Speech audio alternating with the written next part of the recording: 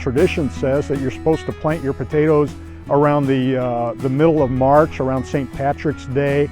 But the truth is that you can plant potatoes all throughout the spring and still get a crop. I've even planted potatoes as late as early June. There's a lot of different ways to produce them, to grow them.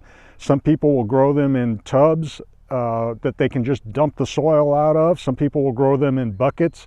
Others will make raised beds that they disassemble or dig into and harvest the potatoes. Then the old-fashioned way is to plant them straight into the soil, into beds. It's not really difficult to grow potatoes. It's actually quite easy and it's fun because it's always like a treasure hunt when you dig them up in the fall time at harvest time. But there are some basics that you need to provide for the potato. Just like any other plant, it needs good soil fertility, and potatoes require a little bit of acidic soil rather than neutral soil. You want the soil pH to be anywhere from about 5.5 to 6.5. Not lower than 5.5 though, it's a little too acidic, and not above 6.5, and you'll have you a good crop of potatoes. You want to provide good weed control for them. You want to mulch them, provide good moisture for them throughout the season, and then pest control. Everybody's heard of what a potato bug is, and they're a pesky little critter that'll eat the leaves right off the potato during the season. If your soil pH is not in that slightly acidic range, there's some things you can do to drop the pH on the soil.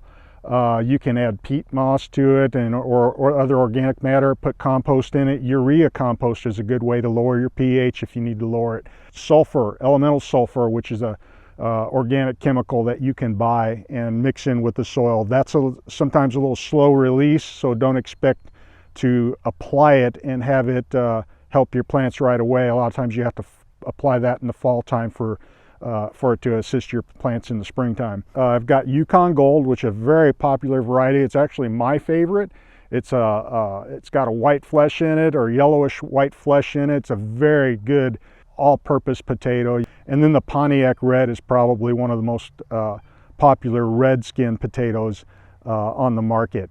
And potatoes are grown from vegetative propagation. There are such a thing as called true seeds for potato plants, and a lot of people don't realize that the potato plant will make a flower, and it makes a tiny little berry about the size of a quarter that will produce seeds inside of it, and those seeds can be planted. They cross so readily that you don't often get the same plant or the same crop that you expected, and so most people will plant their potatoes from other seed potatoes. This is actually the little plant, the stalk of the plant beginning to form with the little roots at the base.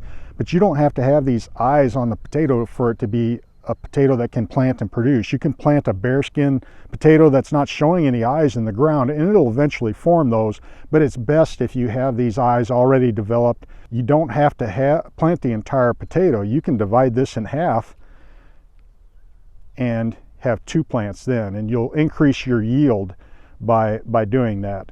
Always try to make sure you've got multiple eyes on the same potato. See, that's a little eye growing right there. And you know, it doesn't have to be fully formed like that one is. Even that little spot right there is where a plant, a part of that stalk is going to come out. So you want to place them in the ground with about 2 inches of soil over the top. So I'm putting them right down the center of the row. You want your plants spaced approximately 24 inches apart, 18 to 24 inches apart. That's how I like it. Some people will put them closer than that.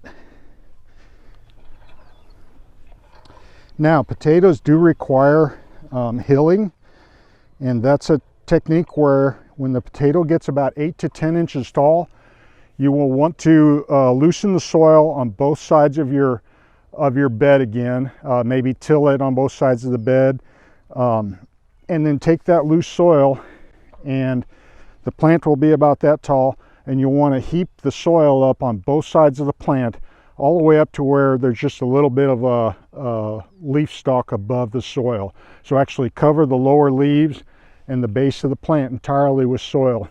You'll do that twice in the growing season. When they get about 8 to 10 inches tall in the spring, you'll hill them once, and I like to hill them one more time, and usually that's around June for me, when again they grow about another 8 inches or so above that last time that you mounded them. You'll harvest your potatoes when the plants have died back completely. You certainly can dig them prior to that. You'll just have smaller potatoes at that stage.